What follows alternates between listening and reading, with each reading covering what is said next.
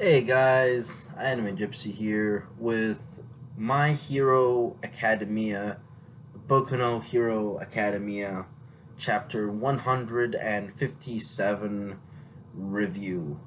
Now, this entire chapter was very fast paced for good reason. It was basically one scene that just had so much action and so much progression, uh, focused on what happened in one specific area, not a range of different areas and range of different situations. It was the same situation all along, and it was the same scene the whole time as well.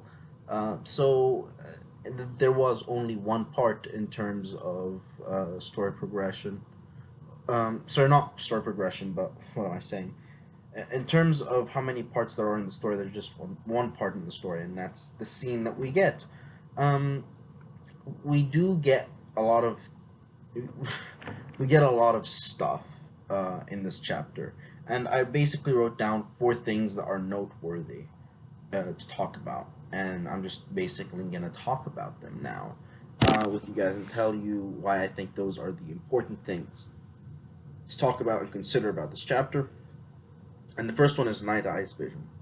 Now, if you guys remember, Night Eye's ability works in that he sees what's going on, but he doesn't know what's going on. It's like a film reel from the person that he touches' perspective. So maybe what's going to happen to Midoriya, because he sees Midoriya as dying, maybe what's going to happen to Midoriya is he's going to be badly dismembered, but because Eri has the ability to rewind his body, she will basically rewind him from a position where he would have died, like maybe a deep wound right next to his neck will be healed or something along those lines, and that's what explains Night Eye's vision. Is he mistook something for a fatal injury that wasn't because of the Eri Izuku combo. And the Eri Izuku combo, that combo we're going to talk about at the end of this video. It's a pretty impressive combo. Oh yeah, pretty impressive combo. Okay, so the next thing I'm going to talk about is Eri and Overhaul's relationship. We don't get much on it in this chapter, but we do get a sense that, hey, they kind of knew each other before stuff went south and before Overhaul lost his marbles and proceeded to become a genocidal lunatic. Well, no, genocidal. Sociopathic lunatic. So before that, they knew each other, and you kind of get a sense of that when he's like, I really liked you, but I didn't want to touch, never wanted to touch you. And when he said, I never wanted to touch you, and then he said, this is all for father's ambition. He's speaking in a way where like he's talking about a collective experience. Like, hey, you experienced that guy, like I experienced that guy. We were there together and we saw him, and I'm doing this just because of him. That was kind of the feel I was getting with that little bit, you know. So I just thought I'd throw this out there, and maybe she'd have a little bit of mercy in her for Overhaul, despite the fact that he literally murdered her a few times. And then rewind, well, not rewinded, reconstructed her. Yeah. So you have that whole shabacle. Something else I want to talk about is Erie's quirk, and we see Overhaul explaining that that her ability is that she's able to rewind any human's living condition to the point where, and she could do it in multiple ways. So you have the aspect of it has to be a living thing, where if she touches a sculpted mountain, she can't rewind the sculpting not being there because it's not a living thing.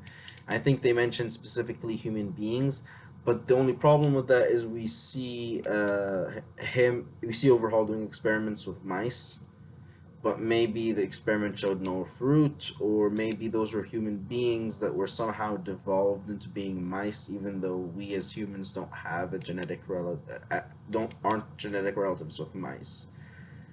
Eh,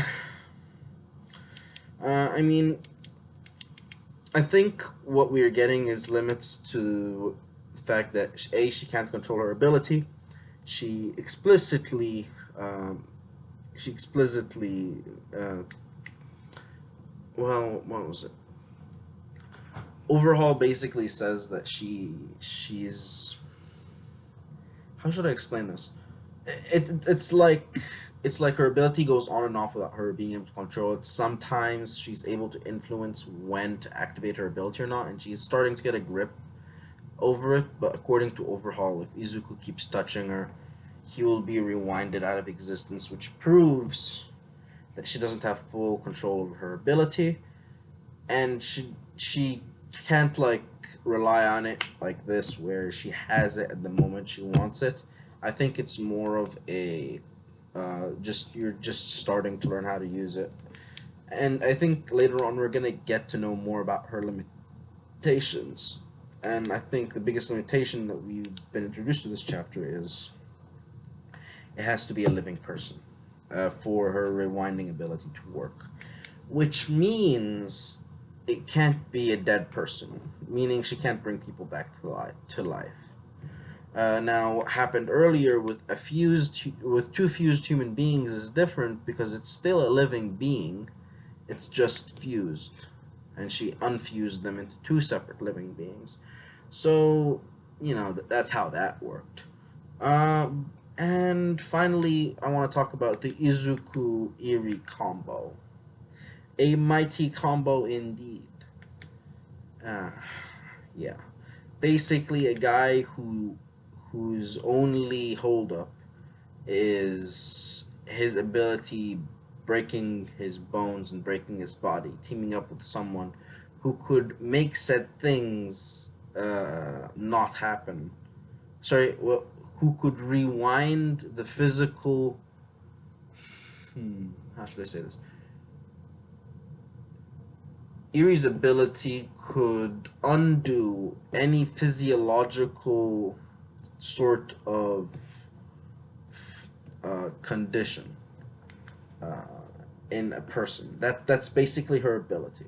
So anything physiological or some anything that alters physical state in general, she could undo it. So Izuku Midoriya busting his bones could be rewinded to the point where his bones aren't busted, and he's basically Well, not unstoppable, but this is a huge power up for him because he doesn't have to worry about breaking stuff at this point, and we're about to see what that's gonna do, and I think that's gonna be part of their ticket out. But I think Isuku needs more help than just himself with all of All Might's strength. I think he doesn't have control over it. A and B, I don't think he has all of it. I think what he's able to grasp is nowhere near the amount that All Might was able to grasp. It just doesn't make sense that at this point he'd have full command even with Eri. So I don't see that happening. But that's what I think is going on with the Izuku Eri combo, and yeah, that's all I'm going to talk about in this chapter review because it's kind of getting long. If you liked the video, just leave a like. If you didn't, man, you leave a dislike and comment right down below. Until next time, this is Anime Gypsy, and I'm out.